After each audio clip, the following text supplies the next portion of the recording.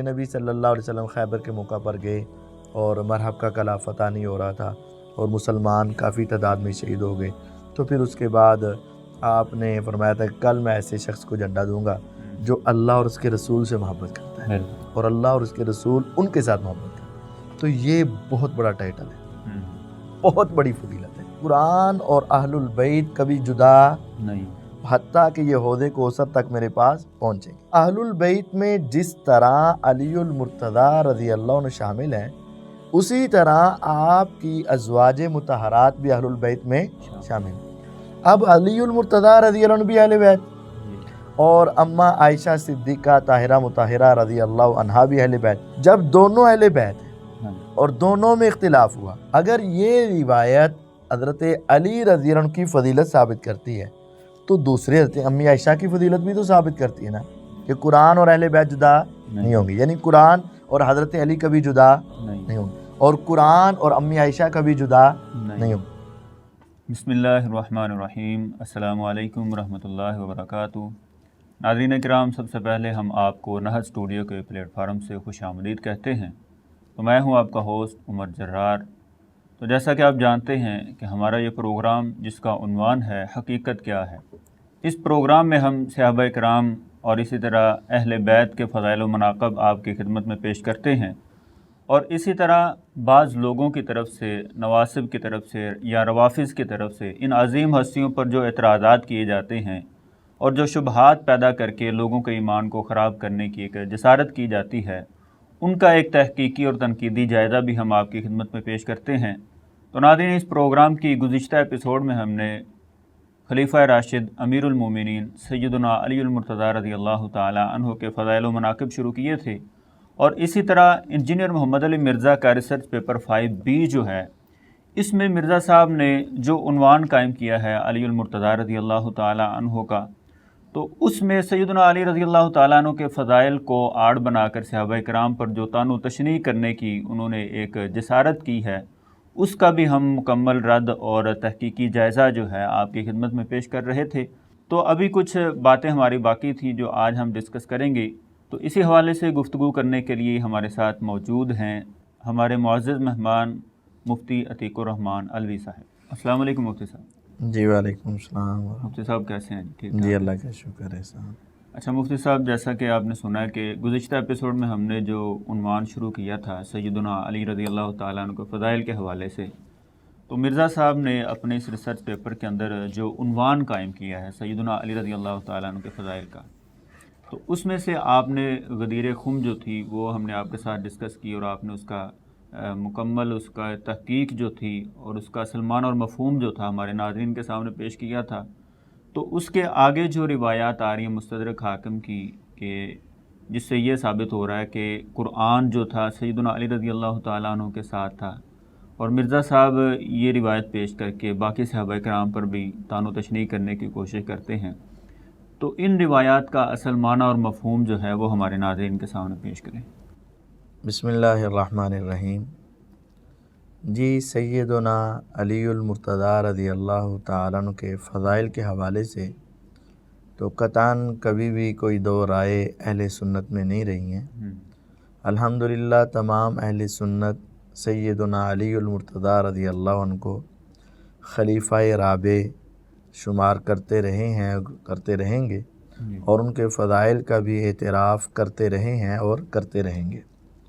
لیکن بات یہ ہے کہ ان کے فضائل کو اس انداز میں بیان کرنا کہ باقی سب کی توہین ہو جائے، اس کی قطعاً اجازت نہیں ہے۔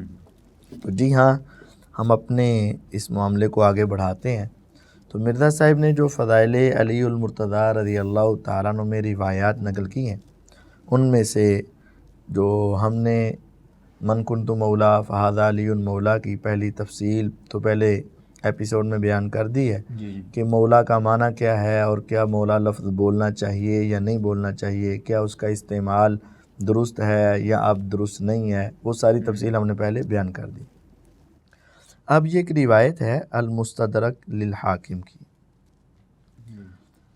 سیدنا زید بن ارقم رضی اللہ تعالیٰ عنہ نے رسول اللہ صلی اللہ علیہ وسلم سے بیان کیا کہ آپ صلی اللہ علیہ وسلم نے ارشاد فرمایا، میں تم میں دو گراں قدر چیزیں چھوڑے جا رہا ہوں، اللہ تعالیٰ کی کتاب قرآن حکیم اور میرے اہل بیت، اور یہ دونوں ہرگز الگ نہیں ہوں گے اور ہمیشہ اکٹھے رہیں گے حتیٰ کہ حوض کوثر پر میرے پاس آ جائیں گے۔ یہ روایت واقعتاً حضرت علی المرتضیٰ رضی اللہ تعالیٰ عنہ کی فضیلت میں واضح ہے۔ کیوں؟ آپ نے فرمایا کہ میں تمہارے اندر دو گراں قدر چیزیں چھوڑ کر جا رہا ہوں، ایک قرآن اور ایک اہل بیت، اور یہ دونوں جدا نہیں ہوں گے حتیٰ کہ میرے حوض پر یہ دونوں آ جائیں گے۔ یعنی قرآن بھی حوض کوثر پر پہنچے گا اور اہل بیت بھی حوض کوثر پر پہنچیں گے، اور اہل بیت کے اندر سیدنا علی المرتضیٰ رضی اللہ عنہ شامل ہیں، لہذا وہ بھی قرآن کے ساتھ حوض کوثر پر پیغمبر علیہ السلام کے پاس پہنچیں گے۔ یہ بات تو واضح ہے کہ اس روایت سے علی المرتضیٰ رضی اللہ عنہ کی فضیلت ثابت ہو رہی ہے، لیکن اس روایت سے کچھ اور مسئلے بھی حل ہو رہے ہیں اور معاملات بھی حل ہو رہے ہیں، اور اس روایت میں سیدنا معاویہ رضی اللہ عنہ کا حق پر ہونا بھی ثابت ہو رہا ہے۔ جی وہ کیسے؟ وہ تو اہل بیت کا نام آ رہا ہے نا۔ وہ اس طریقے سے کہ آپ ذرا غور کیجئے، فہم حدیث ایک بہت بڑی اللہ کی نعمت ہے۔ نبی کریم صلی اللہ علیہ وسلم نے اہل بیت کا ذکر کیا ہے، آپ نے کسی فرد کو خاص نہیں کیا کہ قرآن اور اہل البیت کبھی جدا نہیں، حتیٰ کہ یہ حوض کوثر تک میرے پاس پہنچیں گے۔ اب اہل البیت میں جس طرح علی المرتضیٰ رضی اللہ عنہ شامل ہیں، اسی طرح آپ کی ازواج مطہرات بھی اہل البیت میں شامل ہیں، اور ہم نے یہ اہل بیت کا پورا ایپیسوڈ الگ طور پر ریکارڈ کروایا ہے کہ بیویاں اہل بیت ہیں یا نہیں، وہ سارا ہم نے ثابت کیا ہے کہ آپ کی ازواج مطہرات اہل بیت میں۔ اب علی المرتضیٰ رضی اللہ عنہ بھی اہل بیت، اور اماں عائشہ صدیقہ طاہرہ مطہرہ رضی اللہ عنہا بھی اہل بیت۔ جب دونوں اہل بیت ہیں اور دونوں میں اختلاف ہوا، اگر یہ روایت حضرت علی رضی اللہ عنہ کی فضیلت ثابت کرتی ہے تو دوسرے حضرت امی عائشہ کی فضیلت بھی تو ثابت کرتی ہے نا، کہ قرآن اور اہل بیت جدا نہیں ہوں گے، یعنی قرآن اور حضرت علی کبھی جدا نہیں ہوں گے، اور قرآن اور امی عائشہ کبھی جدا نہیں ہوں گے۔ جب دونوں کے بارے میں آ گیا، اب دونوں کا اختلاف ہوا، اگر آپ حضرت علی رضی اللہ عنہ کی طرف کھڑے ہو کر یہ روایت صرف ان پر فٹ کریں گے تو بہت سارے افراد امی عائشہ کی طرف کھڑے ہو کر بہت سارے افراد اس روایت کو امی عائشہ کے حق میں پیش کریں گے، اور ہم دونوں کے حق میں پیش کریں گے۔ اور حقیقت ہے دونوں ہی قرآن کے اوپر کھڑے تھے۔ اماں عائشہ رضی اللہ عنہا قرآن پر اس اعتبار سے کھڑی تھی کہ وَلَكُمْ فِي الْقِصَاصِ حَيَاةٌ يَا أُولِي الْأَلْبَابِ كُتِبَ عَلَيْكُمُ الْقِصَاصُ فِي الْقَتْلَى وَكَتَبْنَا عَلَيْهِمْ فِيهَا أَنَّ النَّفْسَ بِالنَّفْسِ۔ اور یہ جب اماں عائشہ رضی اللہ عنہ نے دیکھا کہ نبی صلی اللہ علیہ وسلم نے حضرت عثمان رضی اللہ عنہ کی شہادت کا بدلہ لینے کے لیے 1400 صحابہ سے بیعت لے لی، تو کیا ہم ان کی شہادت کا بدلہ نہیں لیں گے؟ تو وہ بھی قرآن کے اوپر ہی کھڑی تھی۔ اور علی المرتضیٰ رضی اللہ تعالیٰ یہ تھے کہ فتنے کو پہلے کنٹرول کیا جائے، فتنے کو ختم کیا جائے، بعد میں یہ کام کیے جائیں، وہ بھی قرآن پر کھڑے تھے۔ تو دونوں ہی قرآن پر کھڑے تھے۔ تو جس طرح یہ روایت حضرت علی رضی اللہ عنہ کی حقانیت اور ان کے فضیلت کے اوپر ثابت ہوتی ہے، اسی طرح یہ روایت امی عائشہ رضی اللہ عنہ کے اوپر بھی ثابت ہوتی ہے۔ جب امی عائشہ رضی اللہ عنہا بھی اہل بیت اور قرآن کے ساتھ ہے نا، اب یہ مسئلہ سمجھے کہ جو نقطہ اختلاف اور نقطہ نظر امی عائشہ رضی اللہ عنہا کا تھا، وہی نقطہ نظر حضرت معاویہ رضی اللہ عنہ کا تھا۔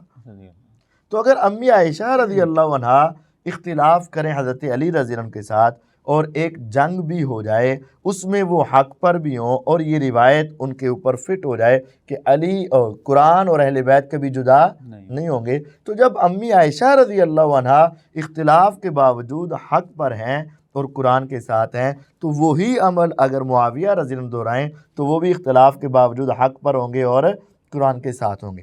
اگر آپ کہیں نہیں تو پھر اس فرق کی دلیل بتائیں کہ عمل ایک ہو، نقطہ فکر ایک ہو، نقطہ نظر ایک ہو، اور کرنے والے دو ہوں، ایک صحیح ہو جائے دوسرا غلط ہو جائے، ایسا ہو سکتا ہے؟ نہیں ہو سکتا نا۔ یہ روایت جس طرح علی المرتضیٰ رضی اللہ عنہ کے فضائل کو ثابت کر رہی ہے اور ان کا قرآن کے ساتھ تعلق ہونے کو ثابت کر رہی ہے۔ اسی طرح یہ روایت امی عائشہ رضی اللہ عنہا کے بھی کتاب و سنت کے ساتھ چمٹنے کو ثابت کر رہی ہے اور قرآن کے ساتھ جڑنے کو ثابت کر رہی ہے۔ تو جب امی عائشہ رضی اللہ عنہا ایک عمل کر کے قرآن کے ساتھ ہی ہیں تو وہی عمل اگر امیر معاویہ رضی اللہ عنہ کریں گے تو وہ بھی قرآن کے ساتھ ہی ہیں۔ تو یہ فہم الحدیث۔ اچھا مفتی صاحب، یہاں سے ایک اور بات بھی کی جاتی ہے نا کہ وہ کہتے ہیں کہ حضرت عائشہ رضی اللہ تعالیٰ عنہ ساری زندگی وہ نادم رہی ہیں اس بات پر۔ یہ تو جھوٹ ہے نا۔ یہ مرزا صاحب اکثر کہتے ہیں جی وہ اس قدر رویا کرتی تھیں کہ ان کا دوپٹہ جو ہے آنسوں سے تر ہو جائے۔ یہ گپ ہے، یہ کتاب و سنت میں کسی جگہ بھی ثابت نہیں ہے، نہیں ثابت ہے نا، بالکل ثابت نہیں۔ بلکہ امی عائشہ رضی اللہ تعالی عنہا تو یہ کہا کرتی تھی کہ کاش کہ میری عمر بھی معاویہ رضی اللہ عنہ کو لگ جائے۔ اگر وہ اپنے اس عمل پہ نادم ہوتی اور روتی ہوتی اور وہی کام کسی دوسرے نے کیا ہوتا تو کیا پھر اپنی اگلی زندگی اس کے نام لگانے کے لیے وہ تیار ہوتی؟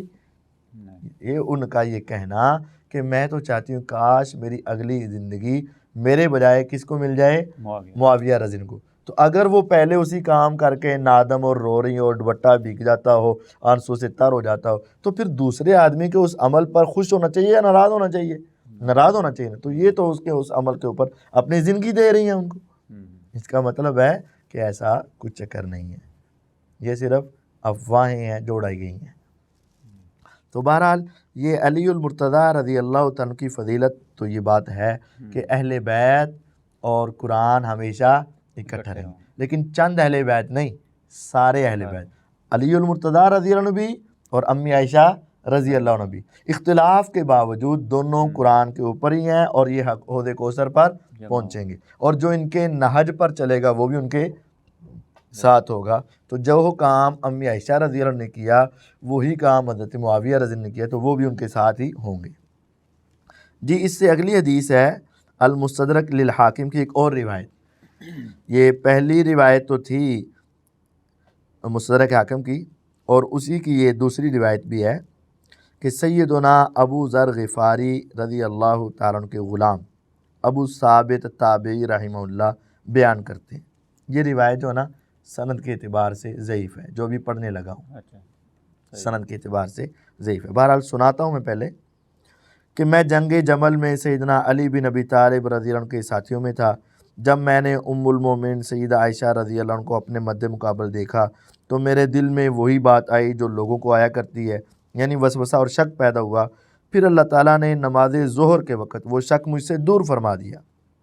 چنانچہ میں شرح صدر کے ساتھ امیر المومنین سیدنا علی بن ابی طالب رضی اللہ عنہ کی طرف سے لڑا۔ پھر فارغ ہوا تو میں مدینہ منورہ میں ام المومنین سیدہ ام سلمہ رضی اللہ عنہ کے پاس حاضر ہوا اور عرض کیا کہ میں کھانے پینے کی غرض سے حاضر نہیں ہوا، بلکہ میرا تعارف یہ ہے کہ میں سیدنا ابو ذر غفاری رضی اللہ عنہ کا غلام ہوں۔ انہوں نے فرمایا خوش آمدید۔ پھر میں نے اپنا سارا قصہ انہیں سنایا تو سیدہ ام سلمہ رضی اللہ عنہ نے فرمایا جب لوگ اپنی اپنی رائے کی پیروی کر رہے تھے تو اس وقت تمہارا کیا موقف تھا؟ میں نے عرض کیا سورج ڈھلنے کے وقت اللہ تعالیٰ نے مجھ سے شک و شبہ زائل فرما دیا تو میں نے وہی موقف اختیار کیا، یعنی سیدنا علی بن ابی طالب رضی اللہ عنہ کا ساتھ دیا۔ سیدہ ام سلمہ رضی اللہ عنہ نے فرمایا تم نے بہت ہی اچھا کیا، میں نے رسول اللہ صلی اللہ علیہ وسلم کا یہ فرمان خود سنا، سیدنا علی رضی اللہ عنہ قرآن کے ساتھ ہیں اور قرآن علی کے ساتھ ہے، یہ دونوں ہرگز الگ نہیں ہوں گے اور ہمیشہ اکٹھے رہیں گے حتیٰ کہ حوض کوثر پر میرے پاس آ جائیں گے۔ جس روایت میں اسپیشل طور پر واضح طور پر علی رضی اللہ عنہ کا نام ہے نا وہ روایت سند کے اعتبار سے ضعیف ہے۔ اس روایت کو اگرچہ امام ذہبی اور امام حاکم رحمہ اللہ نے صحیح قرار دیا لیکن بات ہے دلیل کی۔ جس روایت میں اسپیشل طور پر اور واضح طور پر حضرت علی رضی اللہ عنہ کا نام آ رہا ہے نا وہ روایت سند کے اعتبار سے ضعیف ہے۔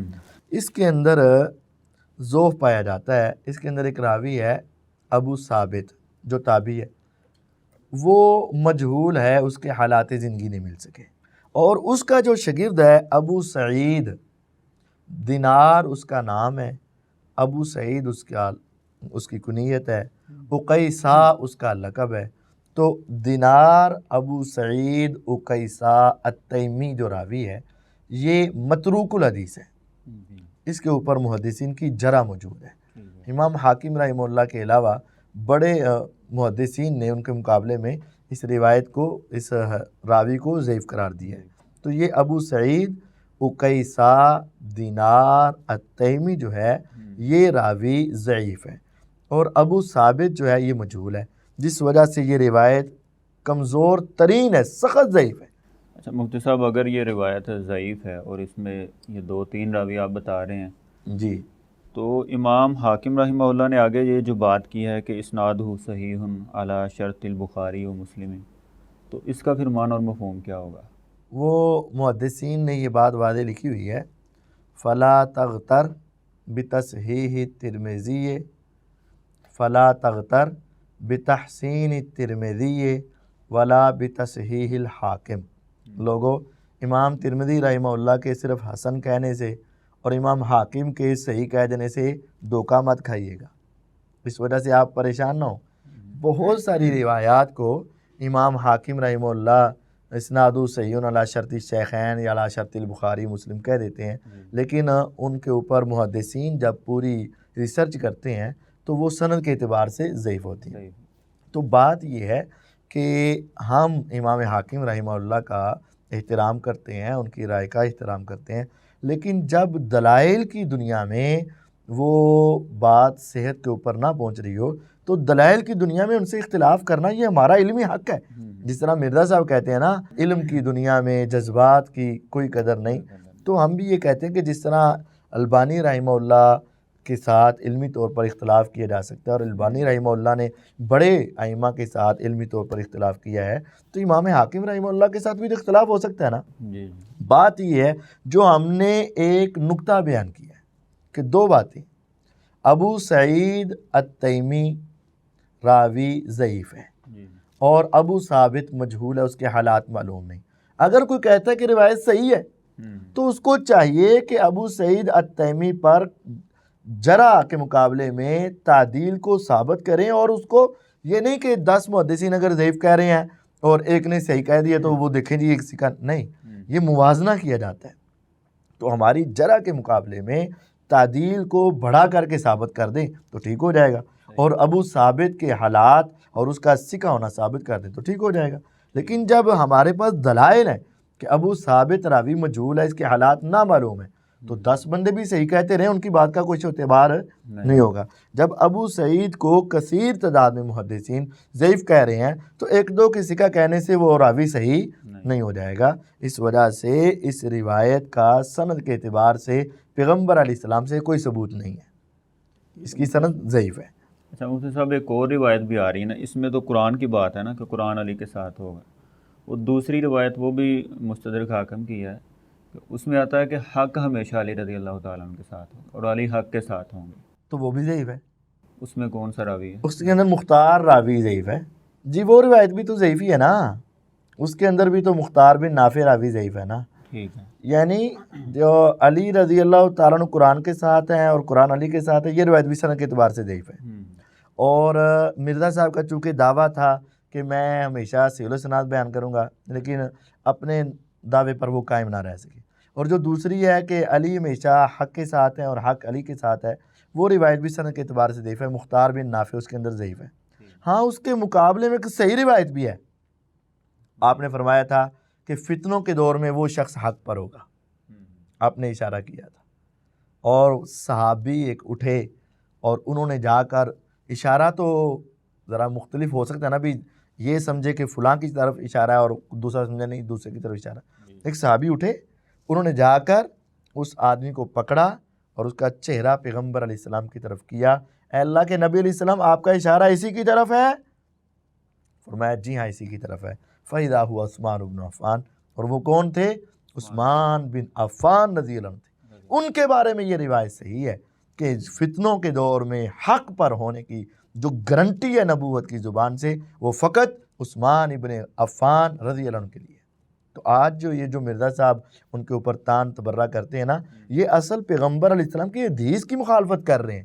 آپ نے کہا تھا وہ حق پر ہوں گے، کہتے ہیں نہیں جی اس کے اندر کوئی کمیاں تھیں، کوتاہیاں تھیں، ان کی پالیسیاں ذرا غلط تھی، تو اللہ کے نبی علیہ السلام نے تو یہ گارنٹی جو دی ہے نا حق پر ہونے کی، وہ حضرت علی کے ساتھ نہیں ہے، وہ گارنٹی اور یہ ٹائٹل صرف اور صرف حضرت عثمان رضی اللہ عنہ کے ساتھ۔ ہاں ہم یہ بات کہہ سکتے ہیں کہ نام لے کر جو گارنٹی ملی ہے نا وہ حضرت عثمان رضی اللہ عنہ کو ملی ہے۔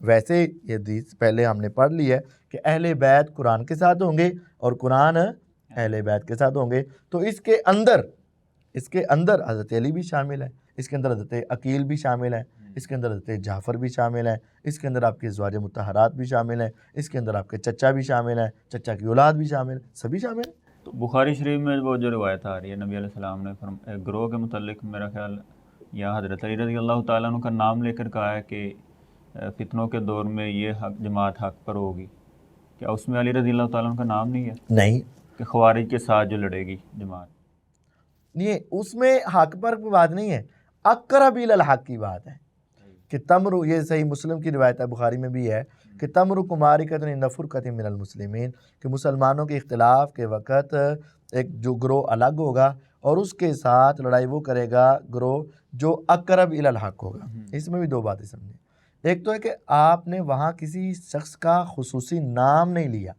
میں یہ کہنا چاہ رہا ہوں کہ خصوصی نام لے کر جس کے حق پر ہونے کی بات ہے وہ صرف حضرت عثمان ہے۔ جی ہاں جماعت کے اعتبار سے آپ نے پیچھے فرمایا کہ قرآن اور اہل بیت جدا نہیں ہوں گے، جماعت پوری آ گئی نا، اس میں حضرت علی بھی شامل ہے، بات ٹھیک ہے، لیکن نام لے کر حضرت علی کا یہ ثابت نہیں ہے۔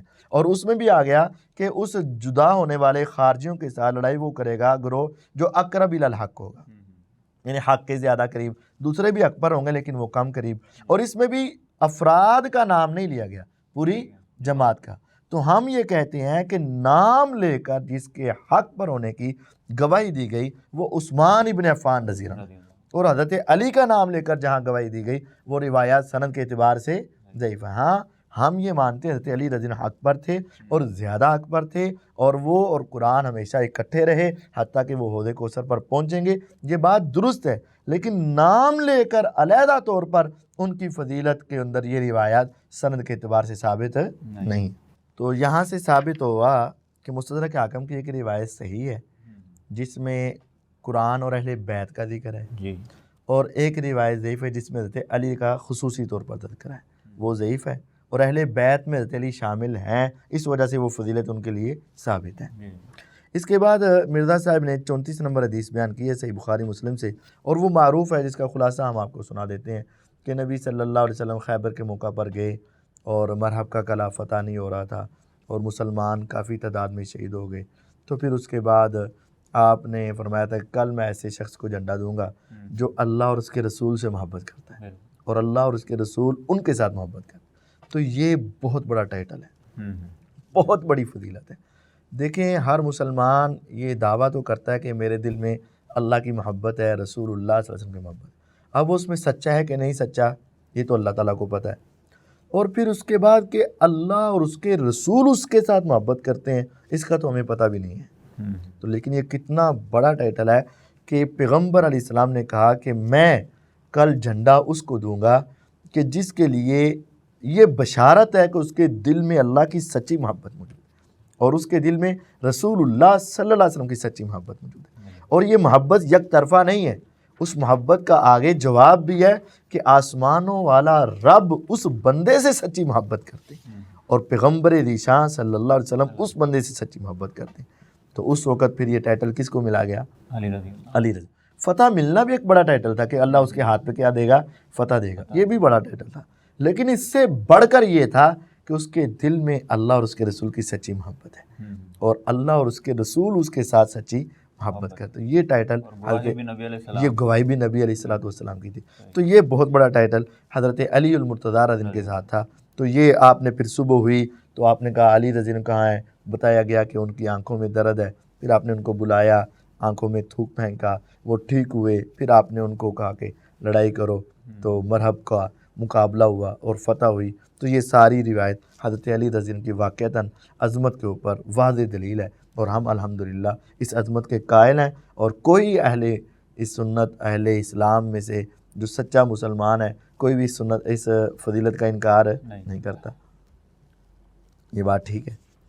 اور اس کے بعد مرزا صاحب نے 35 نمبر ایک حدیث کے اندر صحیح بخاری کی جو حدیث ہے نا وہ بیان کی ہے کہ سیدنا مصعب بن سعد تابعی رحمہ اللہ اپنے والد सैयदना साद बिन नबी वक्कास रज़ी अल्लाह से बयान करते हैं कि रसूलुल्लाह सल्लल्लाहु अलैहि वसल्लम ग़ज़वा तबूक के लिए रवाना हुए तो आपने अली रज़ी अल्लाह तआला को अपने पीछे कायम मुकाम के तौर पर छोड़ा। उस पर उन्होंने यानी हज़रत अली रज़ी अल्लाह तआला ने आप सल्लल्लाहु अलैहि वसल्लम की जुदाई पर इज़हार अफ़सोस करते हुए पूछा कि आप सल्लल्लाहु अलैहि वसल्लम मुझे बच्चों और औरतों में छोड़ते जाएंगे? तो आपने फरमाया कि अली क्या तुम इस बात पर खुश नहीं हो कि तुम्हारा मुझसे वही रिश्ता हो जो हारून का मूसा अलैहिस्सलाम से था। यानी ये ब्रैकेट मिर्ज़ा साहब ने आपकी लगाई और बड़ी सही लगाई। शुक्र है कि इस मौके पर मिर्ज़ा साहब की ब्रैकेट ठीक लग गई। यानी जैसा कि कोहे तूर पे जाते हुए सैयदना मूसा अलैहिस्सलाम ने हारून अलैहिस्सलाम को बनी इसराइल पर अपना कायम मकाम बनाया था, वैसे ही मैं भी तबूक पे जाते वक़्त तुम्हें अपना कायम मकाम बनाकर जा रहा हूँ। तो ये भी हज़रत अली रज़ी के लिए बहुत बड़ी फ़जीलत है कि आपने फरमाया था कि जिस तरह मूसा अलैहिस्सलाम अल्लाह ताला की मुलाकात के लिए कोहे तूर पर गए तो पीछे अपना जानशीन मुकर्रर किया, और जानशीन उसी को मुकर्रर किया जाता है जिसके ऊपर कुल्ली एतमाद और यकीन हो और वो ऐसा हो कि जो पीछे से मामलात को संभाल सकता हो। तो फरमाया जिस तरह मूसा अलैहिस्सलाम गए और पीछे हारून अलैहिस्सलाम रहे, आपस में उनका कोई इख्तिलाफ नहीं था और उनकी नज़र में हारून अलैहिस्सलाम की अज़मत थी, ना कि कोई उनका मुकाम गिरा हुआ था। तो जिस तरह मूसा अलैहिस्सलाम के दिलो दिमाग में हारून अलैहिस्सलाम की अज़मत थी लेकिन उनको पीछे छोड़ कर गए, इसी तरह मेरे यहाँ तेरा बड़ा मुकाम है और मैं तुम्हें पीछे छोड़ कर जा रहा हूँ। यानी अपने भाई की नबी अलैहिस्सलाम ने यह निस्बत की है। कई एतबार से बात हो सकती है कि जिस तरह असल में तो सिर्फ़ ये बताना मकसूद था, असल जो बुनियाद थी ना वो ये बताना मकसूद था कि पीछे जिसको छोड़ा जाता है वो काबिल एतमाद होता है, काबिल यकीन होता है और उसके साथ कोई ऐसा मसला नहीं होता कि इंसान उसको ज़रा डिग्रेड करना चाहे या उसको ज़रा हकीर समझ के पीछे छोड़ रहा। ये असल बात आपने बताई थी। बाकी आप इसमें से कई मसाइल अख़ज़ कर सकते हैं। अच्छा मुफ्ती साहब, इसी रिवायत से एक और सवाल है। ये हाल ही में मिर्ज़ा साहब ने टीवी के ऊपर आके एक बात की है, ये उन्होंने कहा है कि इस हदीस को बुनियाद बनाते हुए वो अच्छा। कहते हैं कि नबी अलैहिस्सलाम के बाद अगर कोई नबी होते तो वो हज़रत अली रज़ी अल्लाह ताला अन्हु होते। तो मिर्ज़ा साहब की इस बात पर आप क्या कहते हैं? मिर्ज़ा साहब की इस जहालत पर हम क्या कह सकते हैं? हम यही कह सकते हैं कि इनको सलाम हो, वइज़ा ख़ातबहुमुल जाहिलून क़ालू सलामा। और वैसे मैं आपको एक बात बताऊँ, जो टीवी प्रोग्राम है ना, जितने सहाबा के दुश्मन और रवाफ़िद है ना, ये सब इकट्ठे हो जाते हैं और 3-4 इसी तरह के बिठा लेते हैं और वो सारे बाकी वाह वाह करने वाले होते हैं और एक दूसरे के साथ ऐसे। तो इनसे परेशान नहीं होना चाहिए क्योंकि वो सारी ही कम्युनिटी एक ही जैसी होती है। बहरहाल इस रिवायत से ये मिर्ज़ा साहब का ये अख़ज़ करना कि अगर मेरे बाद नबी होते तो अली रज़ी अल्लाह होते, ये बहुत बड़ी जहालत और हमाकत है। देखें, गौर करें, इस रिवायत में अगर आप ऐसा साबित करना शुरू कर देंगे तो पहली बात ये है कि हज़रत हारून अलैहिस्सलाम बड़े थे, हज़रत मूसा अलैहिस्सलाम छोटे थे, तो फिर हज़रत अली को भी बड़ा साबित कर दो, नबी से को छोटा साबित कर दो उम्र के एतबार से। दूसरी बात ये कि हारून अलैहिस्सलाम तो पहले फ़ौत हो गए थे, मूसा अलैहिस्सलाम बाद में फ़ौत हुए थे, तो फिर हज़रत अली को भी पहले फ़ौत कर दो, हज़रत मूसा अलैहिस्सलाम को बाद में फ़ौत कर दो, नबी अलैहिस्सलाम को बाद में फ़ौत कर दो। ये मसाइल यहाँ से नहीं है। नबी सल्लल्लाहु अलैहि वसल्लम ने वो अल्फाज क्यों बोले? लो का आपने फरमाया अला इन्नहु लैसा नबी लैसा बादी नबी ला नबी अबादी। आपने जहाँ ये बात कही ना कि तेरा मेरे साथ वो ताल्लुक़ है जो मूसा और हारून का था, लेकिन आपने साथ ये फरमा दिया कि मेरे बाद कोई नबी नहीं होगा। अच्छा, इसी रिवायत के आगे ये अल्फाज हैं कि लेकिन याद रखना मेरे बाद कोई नबी नहीं होगा। यानी मूसा अलैहिस्सलाम की ज़िंदगी में हारून अलैहिस्सलाम क्या थे? नबी थे। ए अली, अगरचे तुम मेरे बाद अगर ज़िंदा रहो तो ये तसव्वुर मत करना कि इतनी बात से जो उनका आपस में ताल्लुक़ है कि वो दोनों नबी हैं तो तुम मेरे बाद नबी बन जाओगे, मेरे बाद कोई नबी नहीं होना। तो ये जुमले कहना कि अगर आपके बाद नबी होता तो वो हज़रत अली होते, ये बिल्कुल गलत बात है।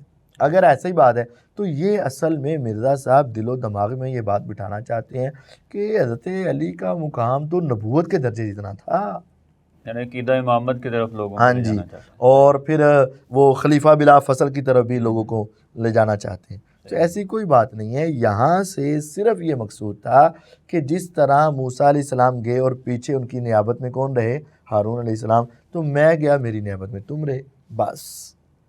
इसके अलावा बाकी चीज़ों में इनके अंदर मुशाबत ज़रूरी नहीं है जी। इससे आगे इमाम मुस्लिम रहमहुल्लाह की हदीस बयान की है मिर्ज़ा साहब ने, اور اس میں ایک تابعی کی توہین بھی کی ہے اور جھوٹ بھی بولے ہیں اس نے۔ لکھتے ہیں کہ سعد بن ابی وقاص رضی اللہ عنہ بیان کرتے ہیں کہ رسول اللہ صلی اللہ علیہ وسلم نے فرمایا، اے علی، تیری مجھ سے وہی نسبت ہے جو ہارون علیہ السلام کو موسیٰ علیہ السلام سے تھی، سوائے اس کے کہ میرے بعد کوئی نبی نہیں ہوگا۔ یہ دیکھ لیں، آگے آ گیا کہ تیری میرے ساتھ وہی نسبت ہے جو ہارون علیہ السلام اور موسیٰ علیہ السلام کی تھی، لیکن میرے بعد نبی نہیں ہوگا۔ سعید تابعی رحمہ اللہ کہتے ہیں کہ میرا دل چاہا کہ میں براہ راست یہ حدیث سیدنا سعد بن ابی وقاص رضی اللہ عنہ سے سنوں، چنانچہ میں سعد بن ابی وقاص رضی اللہ عنہ سے ملا اور انہیں اسی طرح کی حدیث سنائی جو میں نے ان کے بیٹے عامر بن سعد تابعی رحمہ اللہ سے سنی تھی۔ اس پر سعد بن ابی وقاص رضی اللہ عنہ نے فرمایا، ہاں میں نے رسول اللہ صلی اللہ علیہ وسلم سے اسی طرح سنا ہے۔ یہ بات تو ٹھیک ہے کہ سعید نے پہلے ایک تابعی سے حدیث سنی تو بعد میں وہ ایک صحابی سے ڈائریکٹ سننے کے لیے چلے گئے کہ جنہوں نے خود اللہ کے نبی علیہ السلام سنی ہے میں ان سے سن لوں۔ لیکن مرزا صاحب نے اب یہاں ایک بریکٹ لگا دی، جو بریکٹ تابعی کی توہین کے اوپر مبنی ہے۔ آگے جو آ رہی، ہاں آگے نوٹ لگا دیا، یہ جعلی نوٹ لگا دیا، اور جعلی نوٹ کی سزا ان کو ہونی چاہیے۔ جعلی نوٹ لگایا، وہ کہتے ہیں وہ چونکہ حضرت معاویہ بن ابی سفیان رضی کا دور ملوکیت تھا، بنو امیہ کے ممبروں سے سیدنا علی رضی پہ لعنت کی بدعت کا رواج عام تھا، لعنت اللہ علی الکاذب، جھوٹوں پر اللہ کی لعنت، کوئی بدعات نہیں تھی اور کوئی لعن تان کا سلسلہ جاری نہیں تھا۔ یہ جھوٹوں پر اللہ کی لعنت، یہ مرزا صاحب نے بہت بڑی بکواس ہی کی ہے، ہم کہہ سکتے ہیں۔ اور یہ ہے کہ خود تو یہ گالی نہیں نکال سکتے حضرت علی کو، لیکن ایسا بس کہہ کے اپنے دل کو تسکین دے دیتے ہیں کہ چلو جی اس وقت گالیاں دی جاتی تھی۔ ایسا ہم نے ایک الگ ایپیسوڈ میں بتایا ہوا ہے کہ سب و شتم حضرت علی رضی کے اوپر ممبروں پر ہونے والی کوئی روایت بھی صحیح طور پر ثابت نہیں۔ چنانچہ سعید تابعی رحمہ اللہ، جس کی تفصیل کہتے ہیں، جس کی تفصیل آگے حدیث نمبر 37 سے 48 تک آ رہی ہے، یہ ہم نے الگ بیان کر دیا ہوا ہے۔ تو ایسے حالات میں سیدنا علی بن ابی طالب رضی اللہ عنہ کی اتنی شان بیان کرنے والی حدیث کو ہضم کرنا انتہائی مشکل کام تھا۔ بندہ اس سے پوچھے تابعی کے متعلق کہ سعید تابعی نے جب ایک دوسرے تابعی سے اتنی شان والی حدیث سنی تو وہ ان کو ہضم، تو گویا کہ سعید تابعی پھر حضرت علی سے محبت نہیں کرتے، ان کے نزدیک محبت اور ان کو شان والی حدیثیں ہضم۔ یہی سعید تابعی ایک ضعیف روایت ہے مرزا صاحب کے پمفلٹ کی حدیث نمبر 2 کے اندر ہے، جب بنو امیہ کے خلاف کوئی بات کرتا ہے تو وہ سعید تابعی رحمہ اللہ ہو جاتے ہیں اور بڑا عظیم ہو جاتے ہیں۔ اور اگر وہی سعید تابعی ایک حدیث کی تابعی سے سن کر مزید صحابی سے وہ سننا چاہیں تو یہ نوٹ لگا دیا جاتا ہے کہ نو مولا علی دیاں شانہ ہضم نہیں سی ہو رہی ہیں۔ یہ مرزا صاحب کا جعلی نوٹ ہے اور غلط بریکٹ ہے، یہ صحابی کی یہ تابعی کی توہین کی جا رہی ہے۔ بھئی وہ ان کو ہضم تھی، وہ اس کو مانتے تھے، لیکن یہ کیا ہے کہ اگر تابعی سے سنیے، وہ کہتے ہیں صحابی نے بتائی ہے، تو صحابی وہاں زندہ موجود ہے تو بندہ اس آدمی سے ڈائریکٹ سن لے تو کیا اس کا مطلب یہ ہو جائے گا کہ وہ اس حدیث کو ہی نہیں مان رہا تھا؟ ایسی تو کوئی بات نہیں ہے نا۔ تو انہوں نے پھر حضرت سعد رضی اللہ عنہ کے پاس گئے اور ان سے جا کر پوچھا تو انہوں نے کہا جی ہاں۔ پھر انہوں نے اپنے کانوں پہ ہاتھ رکھ کے کہا کہ میرے کان بہرے ہو جائیں اگر میں نے یہ خود یہ نبی صلی اللہ علیہ وسلم سے نہ سنی ہو، واقعتاً میں نے اللہ کے نبی صلی اللہ علیہ وسلم سے سنی۔ تو یہ بات ٹھیک ہے، لیکن مرزا صاحب کا اس کے اوپر نوٹ لگانا غلط ہے۔ بہرحال یہ فضائل ٹھیک ہے، حضرت علی رضی کی نسبت نبی علیہ السلام سے وہ تھی جو موسیٰ اور ہارون کی تھی، یعنی دونوں کے ایک دوسرے پر اعتماد تھا اور آپ پیچھے ان کو چھوڑ کے جایا کرتے تھے، اور اہل بیت اور قرآن ہمیشہ اکٹھے رہیں گے۔ اور علی رضی اللہ عنہ اللہ اور اس کے رسول سے سچی محبت کرتے ہیں اور اللہ اس کا رسول ان کے ساتھ سچی محبت کرتے ہیں۔ یہ تینوں فضائل قرآن و حدیث سے ثابت ہیں ان کے۔ جزاک اللہ مفتی صاحب، آپ نے بڑے ہی اچھے انداز میں ان روایات کی حقیقت جو تھی ہمارے ناظرین کے سامنے پیش کی ہے۔ تو ناظرین، آج کا ہمارا پروگرام اپنے اختتام کو پہنچا ہے، تو نیکسٹ ایپیسوڈ میں انشاءاللہ العزیز ہم یہیں سے آگے بات شروع کریں گے۔ تو آج ہمیں اجازت دیجیے۔ السلام علیکم ورحمۃ اللہ وبرکاتہ۔